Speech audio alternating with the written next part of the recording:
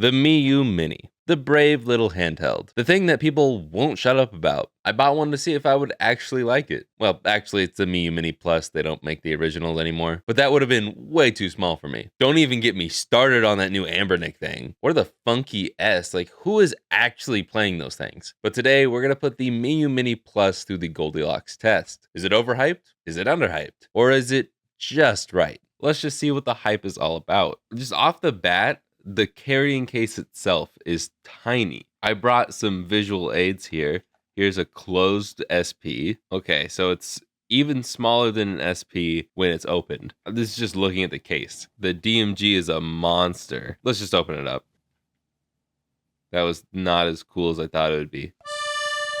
The one I bought in particular comes with a screen protector. It also comes with a thin, crappy lanyard, a really tiny USB-C cable, really tiny, and a 64. It's just 64. 64 what? We don't know. And they give you a little micro SD card adapter. Let's get to the main event. Okay, that is tiny, giant screen, absolutely massive screen, but overall, that is somehow even smaller than I expected. And in case you're unaware, there are 4 buttons on the back. You get L1, L2, R1, and R2. And I'm guessing this is a menu button, not a brightness button. Then you have your micro SD card slot, your USB-C, and your headphone jack. The volume rocker on the left, power button and LED indicators on the top. Oh, and it actually popped the battery cover off. It's very stiff. And you can easily replace the battery if you need to for some reason, which we have a 3000 milliamp hour battery, which is pretty big for this thing. That's impressive. The screen protector does not fit the entire screen at all. So now I have a crooked screen protector that doesn't fully protect the screen. It being crooked's my fault though. Let's just turn it on.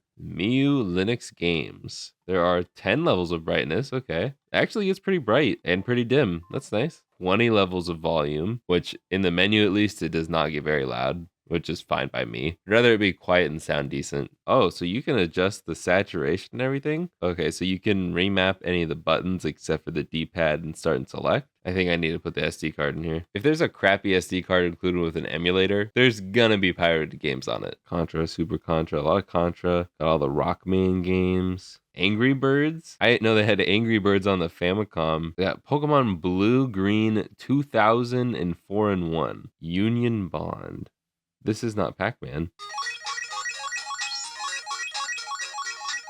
That is insanely loud. I don't want to give off this like false impression that this is full of like crappy games or whatever. What am I looking at? Kirby Bowl. I can't get distracted by all these super cool games. What's the most powerful thing we can do here? PS1. I will say that loading times on the PS1 games is very slow. Okay.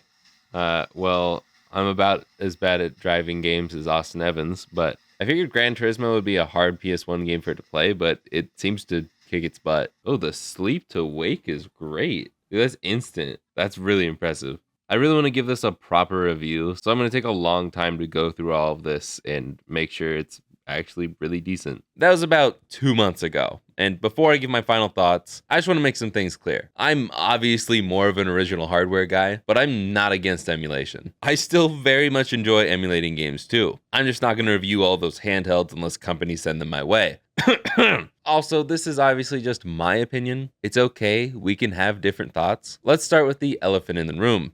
Or should I say the mouse? This thing is tiny. I used to say that I have big hands, but I really don't think they're that big. But I can palm a basketball, and I would be showing you that if I knew where my basketball was. And I bring this up because that's where I think the line is drawn. If you can palm a basketball or close to it, I doubt you'll be comfortable playing this for more than 30 minutes. Especially when it comes to more intense games like Metroid. Which brings me to my next grievance. The buttons. All the face buttons are great, but I genuinely cannot play with these triggers comfortably. And when I want to play any games like Metroid that use those buttons frequently, it's just not good to me. I also don't want to hold my own hands. This is just uncomfortable, or more realistically like this, but still, which sucks when this thing can play up to PS1. It doesn't have analog sticks, but it does have all the triggers that are, again, uncomfortable to use. The best use I got out of the triggers were hotkeys, things that are mostly toggles for fast forward and save states, things that I'm not always trying to press. I'll admit, Having the ability to emulate all of these consoles on something this small is super cool. The Miyoo Mini will play pretty much every game from all the supported consoles flawlessly. But is it really worth it when it's not comfortable to play for very long? Well, let's talk about what I like. As much as I love original hardware and physical cartridges, being able to fast forward in Pokemon is so nice. And just save states across all games is amazing. I know it's all standard emulation stuff, but having it in such a small package is really impressive. But that's kind of the theme for this review. It's impressive, but I don't want to use it.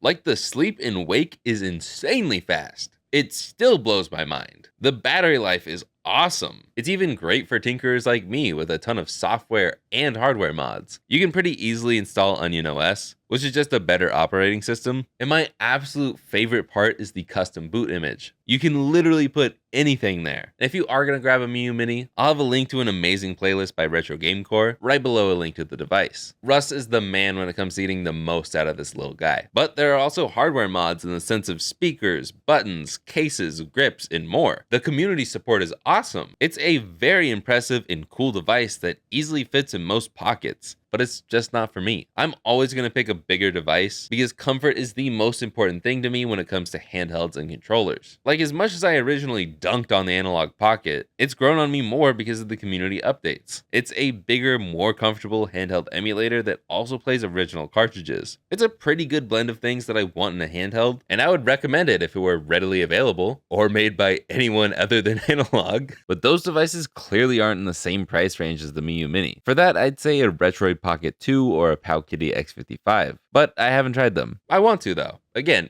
hit me up, companies. Even forgetting about comfort, I don't need these things to be pocketable. I'm most likely going to be playing these things on the couch or on a road trip. I have a car, so it's not like I'm getting on the subway and playing this thing. It'd be really irresponsible of me to play these while I'm going to work. But I'm mostly playing on the couch. And in those scenarios, I don't mind carrying around something bigger and more powerful like my Switch or my Steam Deck. Those two devices play pretty much all the games I care about. And if you already have something that can play all of these games, you definitely don't need this. Again, I think this is an incredibly cool and impressive little guy, but it's just not for me. I'm not here to make anyone feel bad about their purchase, but I wanted to make this video to bring a little more realism to the hype. It's great. It's just not going to be for everyone. And if you're on the fence about getting it, I don't think you need to give in to the FOMO. But what do you guys think about the Miyoo Mini Plus? Let me know what you think in those comments down below. Members got to see this video early, so if you want to see most of my videos early and ad-free, hit that join button down below. But you obviously can't do that unless you're already subscribed, so you should do that. Anyways, like, subscribe, and I will see you guys in the next one. Later, guys.